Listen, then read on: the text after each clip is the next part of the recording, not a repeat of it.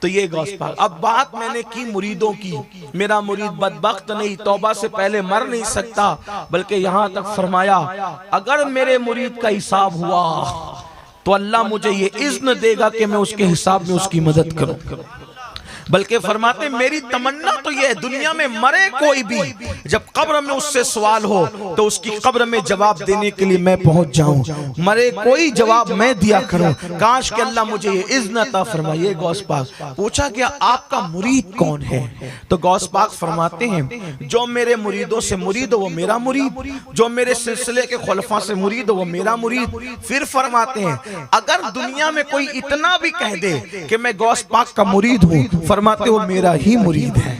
جو مجھ سے محبت کرے وہ میرا ہی مرید ہے، جو مجھے چاہے وہ میرا ہی مرید ہے، جو میرا نام لیوا ہے وہ میرا ہی مرید ہے. پتا چلا کہ جو غوث پاک کا نام لیوا ہے، اور میں سمجھتا ہوں اہل سنت میں جتنے سلسلے ہیں، چاہے چشتی ہو، چاہے نقشبندی ہو، چاہے سہروردی ہو، چاہے رضوی ہو، اشرفی ہو، برکاتی ہو، ابو لولائی ہو، مداری ہو، جتنے بھی سچے اہل عقیدہ ہیں وہ سب لوگ غوث پاک کو مانتے ہیں اور غوث اعظم کے ماننے والے ہیں. تو جو غوث پاک کا نام لیوا ہے، جو غوث پاک کا چھانے والا ہے، جو غوث پاک کا دم بھرنے والا ہے، وہ قادری ہے. اور ایک بات اتنا عرض کر دوں میرے عزیز، کپڑا پکڑنے سے وہ نہیں ملتا جو دل کسی کو لگانے سے ملتا ہے. اصل چیز تو دل کا سودا ہے. اسی لئے رسول اللہ نے فرمایا تقوی یہاں ہے، پرہیزگاری یہاں ہے، خلوص و وفا یہاں ہے. اس لیے یہاں کی بات ہے جو سچے دل سے میرے مرشد غوث پاک کو چاہتا ہے، پھر وہ ان کا کرم دیکھتا ہے، پھر وہ ان کی عنایتیں دیکھتا ہے، پھر وہ ان کی محبتیں دیکھتا ہے. بلکہ ایک مرتبہ ایک بزرگ کو سلسلہ قادریہ میں ڈائریکٹ غوث پاک سے روحانی خلافت چاہیے تھی. پریشان سے ہوئے اور پریشان ہو کر اجمیر مقدس گئے، اور اجمیر مقدس جانے کے بعد غریب نواز کا مرشد مجھے غوث پاک سے ڈائریکٹ امامہ بندوانا ہے روحانی خلافت کا. اشارہ ہوتا ہے جاؤ اور ابھی جا کر کے فلاں پہاڑ میں بیٹھو. اللہ اکبر. وہاں آنکھ لگی تو کیا دیکھا؟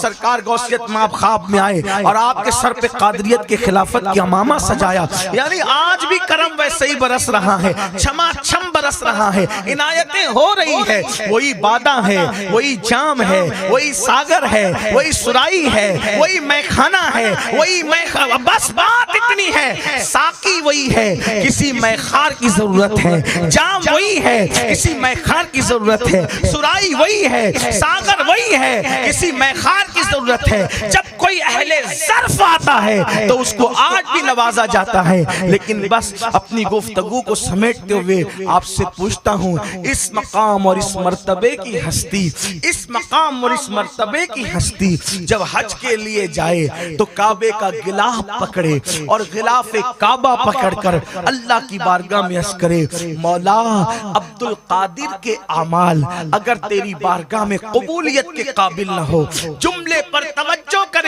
جس کی شان یہ ہے، جس کے نام کی تاثیر یہ ہے، جس کے خطبے پڑھنے والے حضرت خضر علیہ السلام ہو، جس کی عظمت کا ترانہ بلند کرنے والے کبھی بایزید بستامی ہو، کبھی حضرت سلطان العارفین بایزید بستامی ہو، کبھی سید الطائفہ جنید بغدادی ہو، کبھی اللہ اکبر امام المشائخ حضرت سیدی حسن بصری ہو، کبھی سید المکاشفین سیدی شیخ محی الدین ابن عربی ہو، کبھی عارف رومی علامہ جلال الدین رومی جو کہیں اللہ اکبر غوث اعظم ولیوں کے درمیان ایسے ہی ہیں جیسے انبیاء کے درمیان محمد الرسول اللہ ہیں. اللہ اکبر.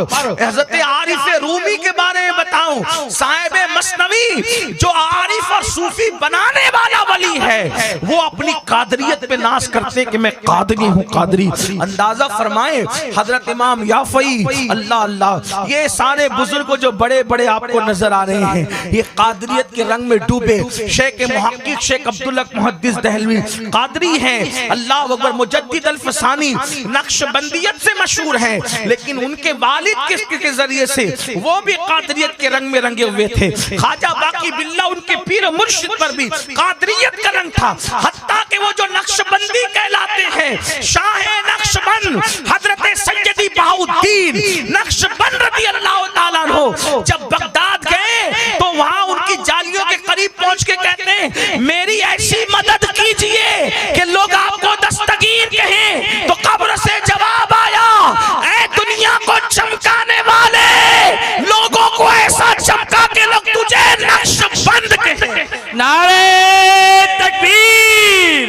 میرے امام کہتے ہیں مزرعہ چشت بخارا و عراق و اجمیر, مزرعہ چشت بخارا و عراق و اجمیر, کون سی کشت پہ برسا نہیں جھالا تیرا, وہ کوئی سلسلہ ہو ہر سلسلے کے اندر غوث اعظم کا فیض کسی نہ کسی اعتبار سے شامل ہے.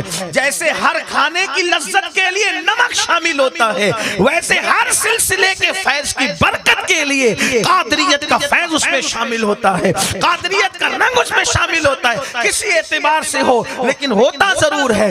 تو یاد رکھنا سرکار غوث اعظم اس مقام اور منزل کی شخصیت. اللہ اکبر. آپ کو حجت اللہ کہا جائے, اللہ اکبر, آپ کو حجت اللہ کہا جائے, محی الدین کہا جائے, آپ کو باز اشرف کہا گیا ولیوں کی کائنات کا.